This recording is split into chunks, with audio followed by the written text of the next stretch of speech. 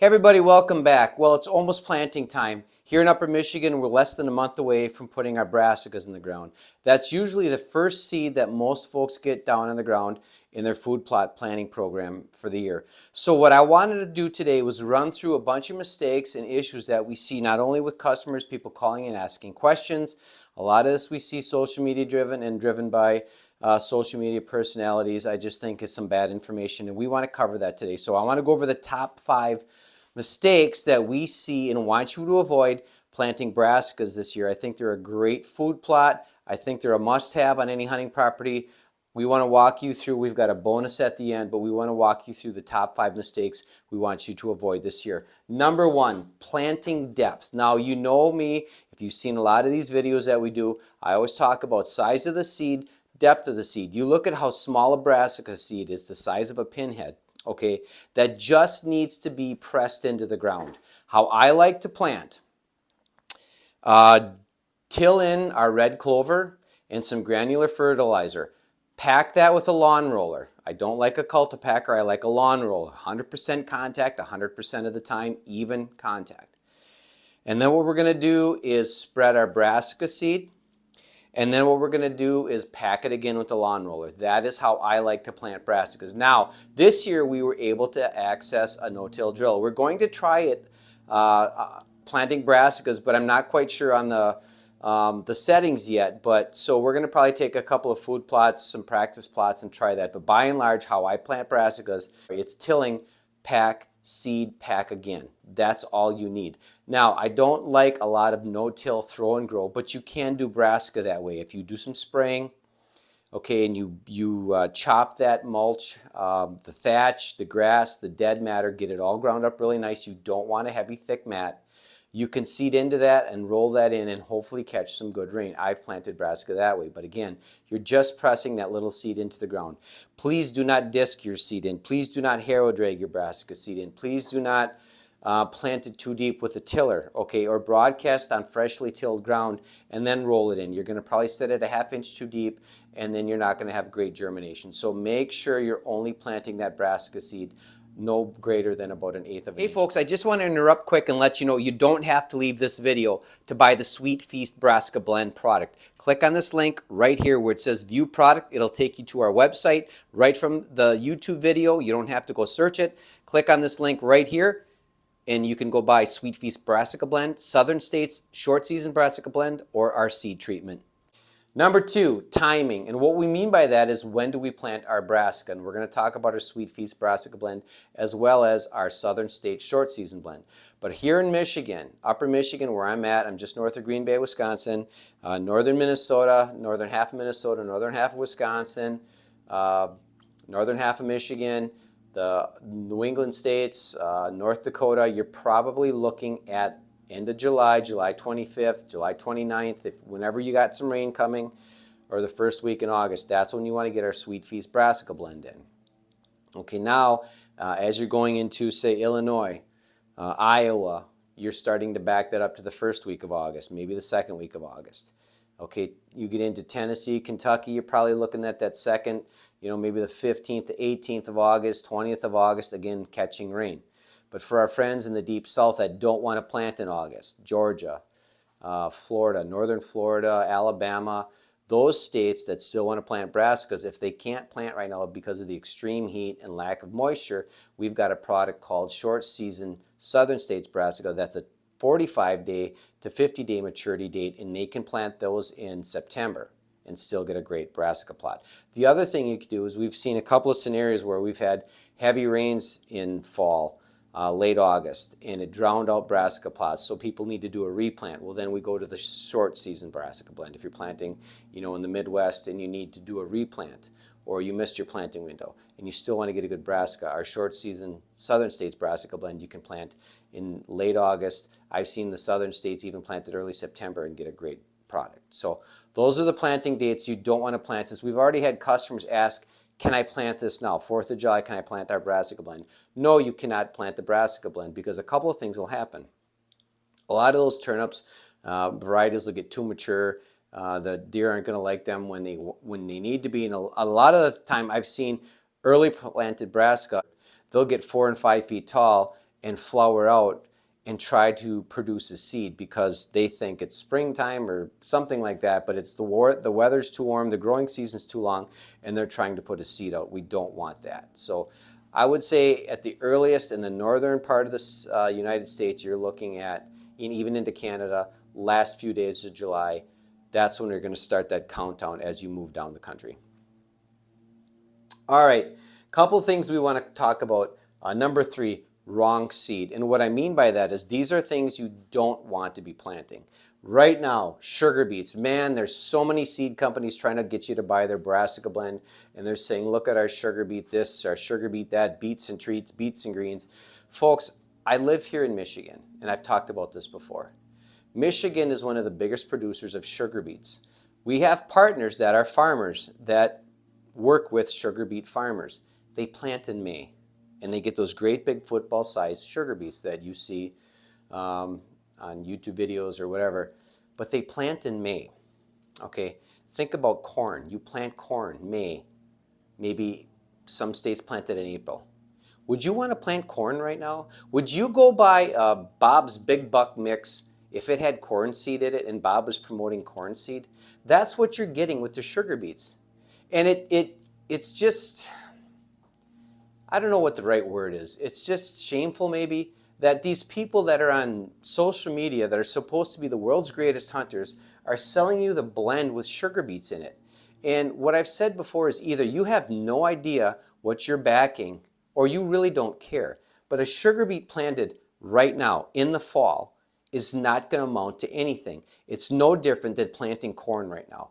You don't do it, okay? And there's a lot of companies trying to get your hard-earned money by saying, hey, look at our beautiful beet mix. It's got sugar beets in it. Well, those sugar beets aren't going to get any bigger than a golf ball, if you're lucky. Trust me, we're going to be planting some in our garden, and I'm going to show you this is what you're spending your money on if you don't buy the Northwoods Sweet Feast blend and you go and buy the Big Buck Seed Company sugar beet mix. They don't amount to anything. You're wasting your money in food plot space. Radishes. I really like radishes here in Michigan and all over the Midwest for an early season attraction. But too much is not a good thing, and here's why. I've talked about this before again. In the upper third part of the country, we get early frosts, okay? And if you think about a radish, there's a lot of different varieties. You pull those radishes out of the ground, those big yellow ones that the deer really like, they're soaking wet. There's just a lot of moisture in them. What do you think happens with a good frost? They start to turn brown when you get the warm weather again, and they stink and they rot. And that's why we only have about 15% to 18% radishes in our Sweet Feast blend, because I want those radishes gone by the time the cold weather hits. We've got early season attraction with kale and with radishes. Yes, the deer do eat kale. I know that's kind of an old wives' tale that they don't eat kale. Yes, they do eat. They eat our kale anyway. We've got some videos if you look back. But we've got kale and we've got radishes for the early season attraction. But I don't want radishes in my mix all the way into late November, Thanksgiving, December. I watched a YouTube video a couple years ago of one of the big buck hunting shows, and he was sitting on a field of radishes that were all brown. And the deer was eating the tops. There were some green tops left, but he wasn't eating the radishes. So I know there's people out there pushing a lot of radishes for soil health and blah, blah, blah. It sounds cool. But folks, right now I'm worried about feeding and attracting deer right now. But if you go real heavy with radishes in the northern states, that might not work out very well for you because you don't want a rotting, stinking food plot, okay, because you planted way too heavy with radishes. Sweet Feast Brassica blend, once again, we got the percentages perfect. All right, a tall brassica. I've seen a little bit of noise on social media about people promoting their 5 and 6 foot tall brassica plants. And that looks cool, it does. It looks really neat, it's impressive. But here's the thing, folks.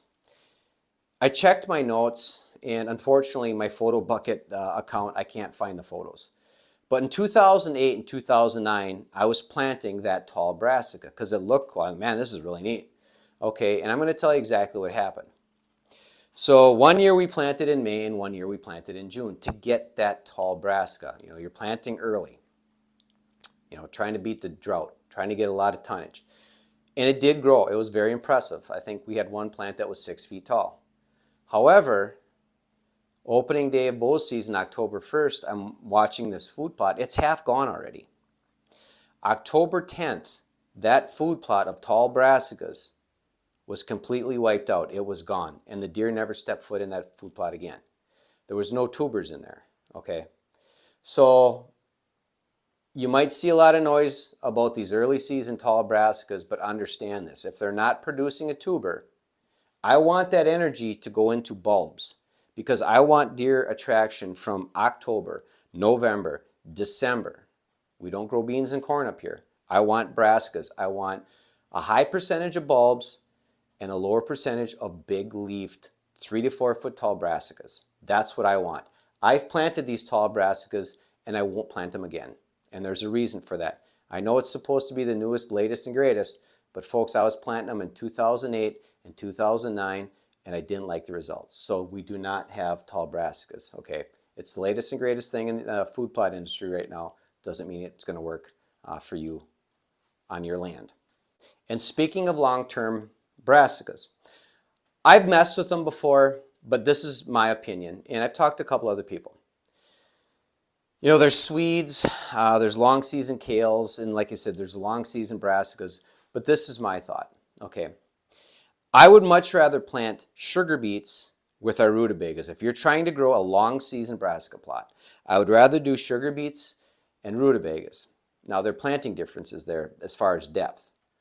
Okay, that's why we don't have sugar beets in our blends. But you can use dual 2 magnum as pre-emergent weed control, and then you can use Stinger for herbicide control, and you can use clethodim as grass control. On some of these tall brassicas, and again, they're going to be in the ground 120 days, and any of you that grows a garden or tries to grow corn or trying to do milo right now with pre-emergent weed control, what do you think is going to happen? Odds are you're going to have a weedy mess. Okay, I think there's a time and a place for long season, but I would rather you do our sugar beets and our rutabagas if you think you want to plant in the spring. That way you can use pre-emergent weed control. Just my experience, folks. I don't mess with these tall brassicas for a good reason. All right, number 4, pounds per acre. A lot of guys are trying to get you to buy their brassica blend, and every year more and more companies are jumping into this. And what I see a lot of is people trying to get you to plant 8 pounds to the acre. The most we have ever said here at Northwoods to plant per acre in brassicas when we first started was 7 pounds to the acre.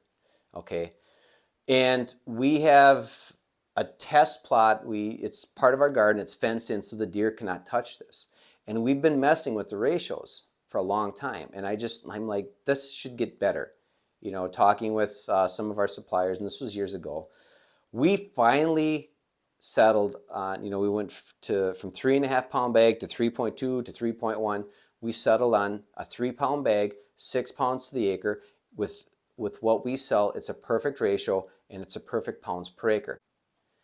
We want you to plant our brassica blend at 6 pounds to the acre. A lot of folks out there are trying to get you to plant their brassicas at 8 pounds to the acre. I've seen even 10 pounds to the acre. I saw one that was 12 pounds to the acre. You're not going to get the great bulbs, the great big leaves. It's going to be overcrowding, and it just doesn't work. If I thought it worked so great, folks, I've been doing this a long time, longer than a lot of these people have. We would be selling it at 4 pounds bag and 8 pounds to the acre. But I think you're wasting your money. You're not getting the return on your investment. 6 pounds to the acre is about perfect. 8 pounds to the acre, I think you're getting stunted plants. We've done this a long time. We've messed with heavy ratios, and it just doesn't work. Number 5, talked about this before. I'm going to talk about it again. I was at Tractor Supply the other day getting some spray tips, and there's the whole fall deer season thing came in, and there's all the brassica blends that look like a bag of Skittles. They got purple, they got pink, they got orange, they got you name it. Okay, again, it looks like a bag of Skittles or Reese's Pieces, whatever you like. There is absolutely zero need for seed coating, especially on brassica. Okay. Now you're going to hear the pro staffers, well, it gets better germination. I've seen it. I mean, it's laughable. If you actually sit and look at their seed tags, it gets better germination. Folks, I run germ tests here.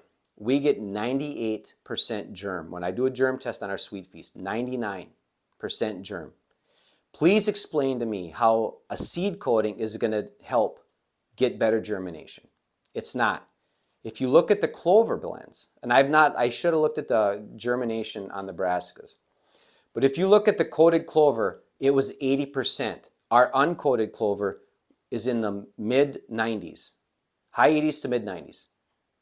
So by admission, their coated seed gets less germ, but it's the talking point of the pro staffers and the hunting celebrities, you get better germination. In reality, you get less seed. We'll sell you a 3-pound bag that covers a half acre of Sweet Feast Brassica blend. You're getting 3 pounds of seed. You go to Tractor Supply and buy a coated brassica or a coated sugar beet with 35 to I've seen 50% coating. You're getting less than 2 pounds of seed. Almost 1.5 pounds of seed. So now you're going to have to buy 2 bags of that coated seed to get 1 bag of Northwoods. You're going to have to buy 4 bags to get 2 bags of Northwoods. You want to get seed coating or seed treatment? This is $10 and will cover 2 acres of seed. This will cover 4 bags of seed. You're still cheaper by far to go buy 4 bags of Northwoods Whitetail Sweet Feast blend and a bottle of our seed treatment than 8 bags. Those are just the facts. So when somebody's trying to tell you you need to buy coated seed for better germ, I can promise you where I'm standing 9 years ago, where I'm standing right now was a food plot. We planted our brassica seed at noon and it was growing in less than 48 hours because we had rain and warm weather. You do not need coated seed. To me, that's one of the biggest scams in the food plot seed industry. Just be careful what you're looking at, folks. You want the best food plot seed for brassicas, Northwoods Whitetails. We've got it perfected with our Sweet Feast Brassica blend. And if you need a short season, quick turnaround brassica blend, our Southern States short season brassica blend will also work. And your bonus one tonight, and I see this, I hear this, I see it on social media a lot. Folks don't feed these brassicas enough. Brassica is very similar to corn. They need fertilizer. They need to eat, okay?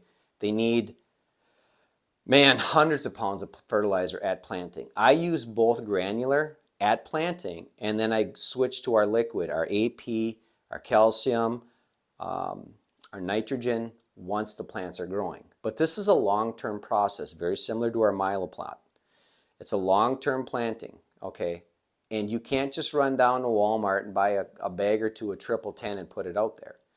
You know, you're talking about hundreds of pounds. Obviously, we want to see a soil test. But by and large, what we recommend is a couple 100 pounds of 1919 and maybe 100 pounds of urea at planting. But that's without seeing a soil test. That's just general. A soil test will help us fine-tune that. But, you know, I see so many brassica plots, you know, the questions probably come around about the 8th to 15th of October. They've been in the ground, you know, maybe month and a half, and they're in the home stretch. Now they're turning purple. Now they're turning yellow. They've run out of nutrients. And here's the thing. If you're trying to feed it granular fertilizer and you get into the situation like we've been in the last 3 years where you get very dry conditions in the fall, you can dump all the fertilizer you want on it. It's not going to do anything without rain. Okay. So we like to feed those up front with a granular and then continue the process with the liquids. And I know some people, I was just talking to one of our partners, asking him how he does his liquids. He actually will run over and then just keep running the same brassicas over with a big boom sprayer, and then I think he comes back right at the very end and overseeds rye into that. Okay. And that's one more thing I want to cover is what can I plant with my brassicas? I really don't like anything as far as a cereal grain. Okay. I don't mind some winter peas. I don't mind some soybeans. If you're trying to create a little bit of attraction, you got some deer that are kind of finicky and they've not seen brassicas before, maybe a little bit of crimson clover. I definitely like rye into the brassicas, but not until 6 or 7 weeks. And I'm not trying to create an attraction this fall, although you will create an attraction. I'm trying to feed those deer next spring. So I will add cereal rye to my brassicas, but it's not until at 6 or 7 weeks, just before they canopy. So hopefully that helps, folks. Like I said, there's a lot of people trying to pull you in a direction. You know, they want you to plant this, they want you to plant that, and then there's people out there doing YouTube videos with just, I don't think, very good information. That's just, you know, how it is right now. So hopefully this helps you. We're going to actually do a planting video on brassicas probably in about 3 weeks, maybe 2. I'm going to kind of watch the weather, and we've got some planting to do pretty soon. So if you're thinking about buying Northwoods Whitetails Food Plot Seed, our Sweet Feast Brassica Blend, you can click on the button here in the video. We also have the Short Season Brassica Blend. We also have our full spectrum seed treatment that works extremely well. So thanks for watching, folks, and we'll see you in a few days.